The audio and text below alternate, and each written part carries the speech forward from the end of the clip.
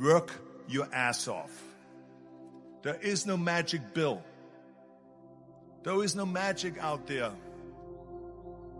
And it drives me crazy when people say that they don't have enough time to go to the gym for 45 minutes a day and work out.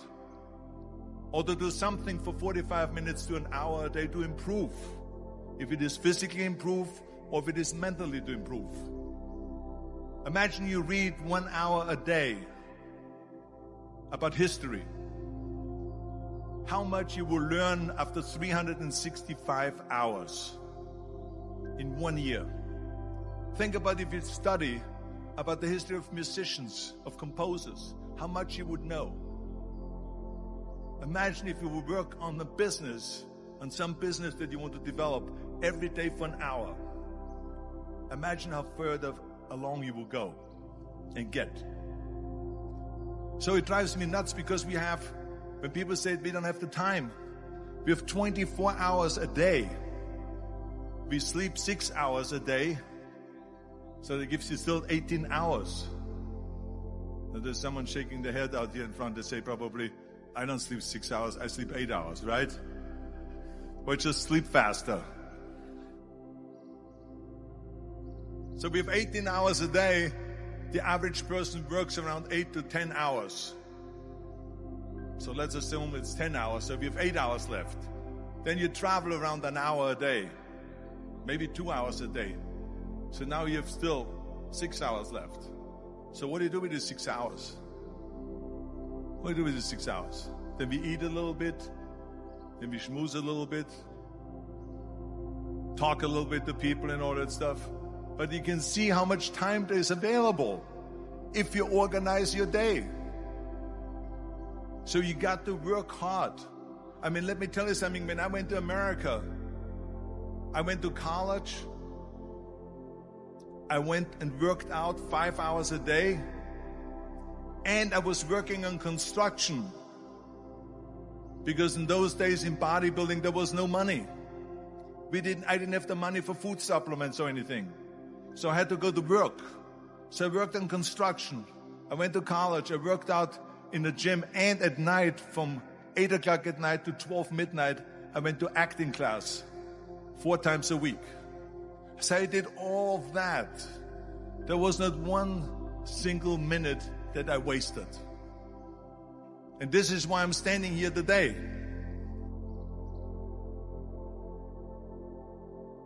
I became very friendly with Muhammad Ali in the 70s.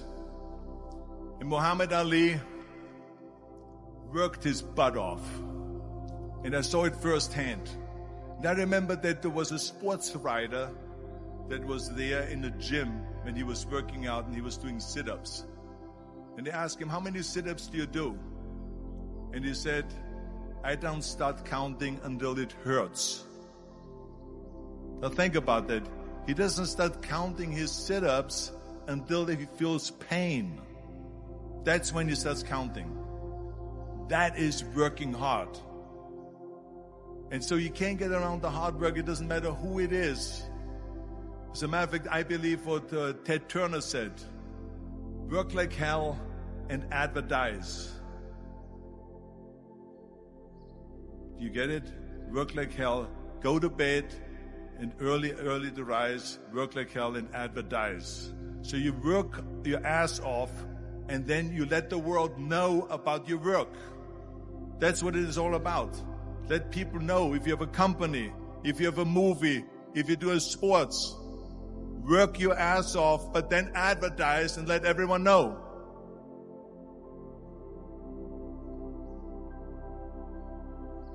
People have very high standards in how they want their work life to be. And I said, look, if you can get your work life to be where you enjoy half of it, that is amazing. Because very few people ever achieve that. Because the truth is, everything comes with overhead. That's reality. Everything comes with pieces that you don't like. You could be a Supreme Court justice, and there's still going to be pieces of your job you don't like. Every job comes with pieces you don't like. And we need to say, that's part of it. You have to figure out how to set up your life in such a way that you can minimize the things. And I find people don't dislike hard work. What people dislike is being out of control. Like they can't control their life. They can't control their environment. This happens to me when I get overscheduled. I hate being overscheduled. I want some time to be able to think and free myself. We all have the same amount of time in the world. Nobody has more time than anybody else. And when you become a very successful person, one of the things, you start to get overscheduled. So a young person starting their career, I think there are probably a lot of things. Some of them are very well known and people have heard them many times. They're still true. One of those that you should always focus on, a young person should find something that they're passionate about to do. And that's not going to surprise anyone. It's a clear thing to do. It's very hard. If you don't love your work, you're never going to be great at it. The other thing I would suggest to any young person, even before they start their career, is to really think about their choices. Because I find young people, and when I was young, I made this mistake too. You can get very fixed on your gifts. So everybody has gifts. You know, you have gifts and you have things that you didn't get gifted. Maybe you're extremely beautiful. Maybe you're extremely good at mathematics. There are a lot of things that you can be given. But those things can confuse you because they're not the things that construct your life. It's your choices that construct your life, not your gifts. You can celebrate your gifts. Be proud of them. Be happy of them. Actually, don't be proud of them. Be celebratory of them. But you can't be proud because they're gifts. They were given to you. You didn't earn them. You can only be proud of the things you earn. And so as I got older, I started to realize I wasn't proud of my gifts. I was always good at school. School was always easy for me. And I was always proud that I was a great student. I got A's in all my classes. I was good at math, all of that. And I thought that's who I was. But it's not true. Those are the things that are gifts. What was hard for me is deciding to work hard, deciding to use my gifts in certain ways, to challenge myself, to do things that I didn't think I could do, to put myself in uncomfortable situations. We all I would say to a young person, you can choose a life of ease and comfort, or you can choose a life of service and adventure. Which one of those, when you're 90 years old, are you going to be more proud of? My advice would be the same for any kind of entrepreneur, and that is make sure that you are focused on something you're passionate about. So if you look at the early internet companies, they were started and focused on doing something that they thought was very interesting long before the internet was fashionable in any way. We are currently an underdog once again. We've been in business for 6 years, and there was exactly 1 year where we were not the underdog, and that was 1999. I like the underdog years because it makes, I liked it when all the people we hired, their parents told them they were crazy. Like that was kind of the good era. Fortunately, it's back. In 1999, all the parents were like, giving their brothers and sisters high fives. My son is working at Amazon.com. So that's you can't follow the fashion when you're trying to do a startup company, or I think really anything in life. But you have to, as an entrepreneur, if you're gonna build a company, pick something you think is interesting that has the intersection of genuinely creating real customer value, and then just stay right there and let the wave catch you. Whatever it is that you want to do, there's going to be risk in your life, and risk is a necessary component of progress. You can make any pioneering movements in the world of any kind, whether they be the geographical, physical exploration that I've just been talking about, or whether it be, a more cerebral exploration of a scientific field. Or I bet you could ask that question of every speaker here, and I bet that every speaker here has taken substantial risks, whether it be intellectual or otherwise, to achieve what they've done. I think if you succeed every mistake becomes legendary. If you fail, that's just garbage. So stay full. Stay foolish to your dream and continue to fight. And young people are the solutions for tomorrow. Young people are the solutions for all the worries. And young people, if you stay with them, you will be full of energetic. But the advice I give to the young people is that also the advice I give to myself, that nothing is easy. Nothing is free. If you want to be successful, you have to pay the price. Alibaba, 18 years to today's size. Yeah, we are lucky. But we work much harder than most of the people. We never sleep well and sound in the evening. I traveled last year 867 hours a year in the plane. I'm working hard. My team working very hard. 18 years, we work like a normal company. 70 years, day and night. Nothing is free. Nothing is easy. Easy means you have to think different. You have to do different. Early days in my company, when some ideas come to my desk, Jack, this is a great idea. And I look at everybody. Everybody say it is a good idea. I normally throw into the rubbish. Because everybody say it is good. Then all the other people think of. If everybody say this is going to be very tough, I'm very interested in that tough question. And I pick up and say, how can we do in a different way? This is to be unique, to be different. Today is very tough. Tomorrow is more tougher. The day after tomorrow is beautiful. But most people die tomorrow evening. You have to work very hard. Every tough days, every tough situations, problems you meet, that is the training of yourself. When you graduate your school, graduate from this school, you just start your career of learning. When you got a PhD diploma or bachelor diploma, this is just a certificate your parents paid the tuition for 4 years. Your real challenge is when you leave the college, the real life starts. The real exam starts. The real test starts. That's life. So, one thing you are lucky, as I said, if students cannot survive, 99.9% of people in the world cannot survive. Only you have this confidence, you will be able to face the challenge of future.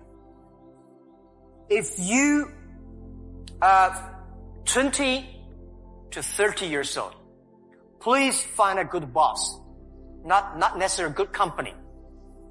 Learn from the boss. Learn how to do it. When you are 30 to 40 years old, try to do something yourself if you really want to try. When you are 40 to 50 years old, do things that you are good at. After 20 years of learning, you should do something you're good at. When you are 50 to 60 years old, spend your time supporting young people. When you are over 60 years old, spend time with your grandchildren. That is normally a lot of people like that. So, when you are graduate, when you just in the university, don't think about, I want to resign from the school and be another Bill Gates, because Bill Gates left Harvard. There's only one Bill Gates in the world. When you graduate, find a company. Most important, find a good boss that can train you, discipline you, and tell you what is good and right. It's more important than a good company. Of course, a good company, a good boss, even better. And then continue your life. It's all about the partner. So, The thing I learned is that don't give up. My opportunity has not come yet. When everybody complains, that is the opportunity. If we want to be successful, we should make a lot of mistakes and never give up. A lot of people, they make mistake, they have problem, they give up. We never give up. The 3 things that I want to leave with you, just these 3. I could do 10, I could do a whole life class. But just these 3 things will carry you if you let them. First and foremost, knowing who you are. Knowing who you are. Being able to answer this question, who am I? And what do I want? Who am I really? My answer is I am God's child. I am that which is born of all that is. I am, as Pierre de Chardin said, a spiritual being having a human experience. Come trailing the breath of the ancestors yet, but trailing the breath of the angels. And understanding that because I am connected to the source of all that is possible for me. That's who I am. And what do I want? I don't want to just be successful in the world. I don't want to just make a mark or have a legacy. The answer to that question for me is I want to fulfill the highest, truest expression of myself as a human being. I want to fulfill the promise that the Creator dreamed when He dreamed the cells that made up me. What do I want? You must have some kind of vision for your life. Even if you don't know the plan, you have to have a direction in which you choose to go. What I've learned is that's a great metaphor for life. You want to be in the driver's seat of your own life, because if you're not, life will drive you.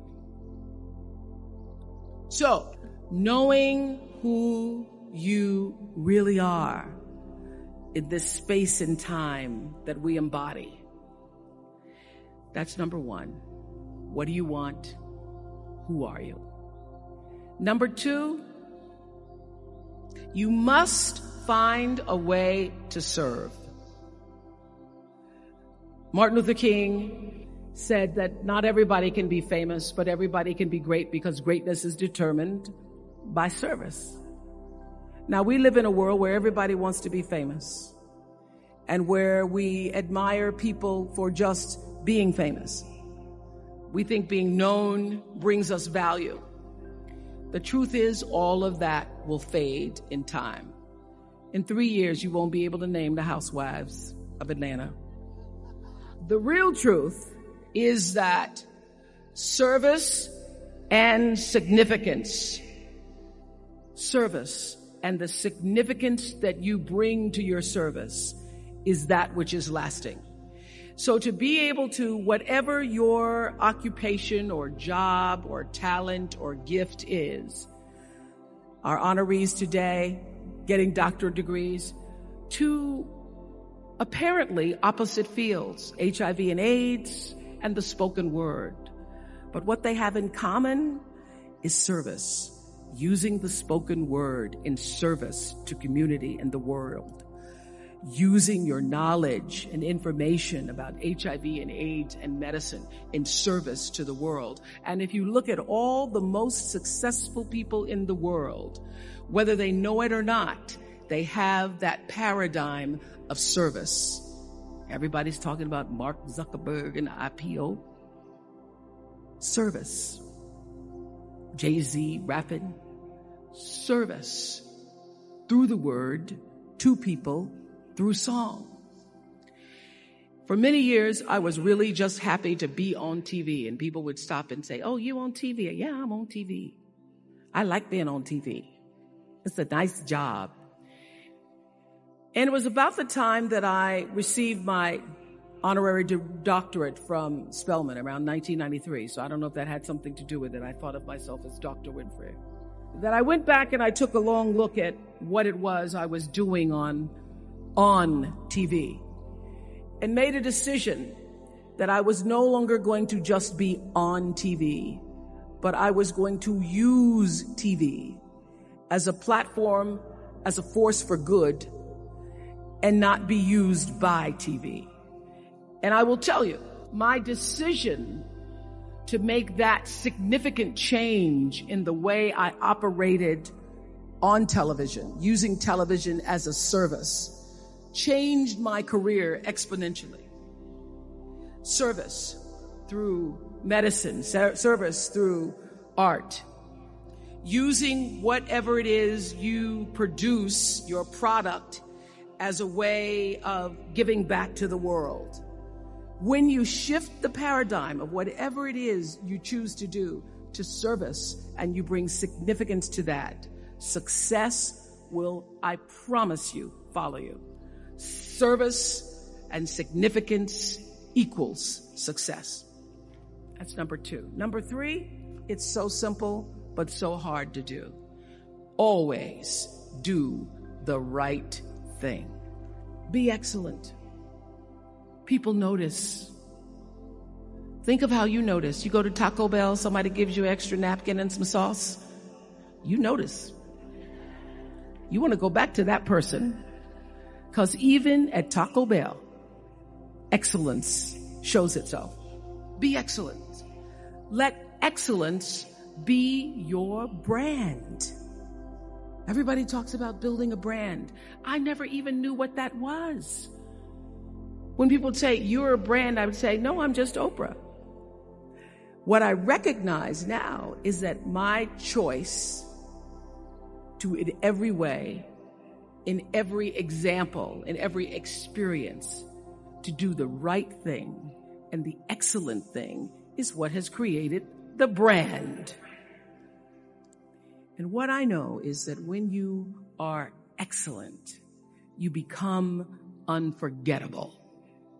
People remember you. You stand out.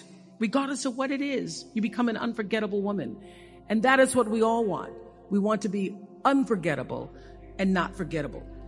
So doing the right thing, even when nobody knows you're doing the right thing, will always bring the right thing to you.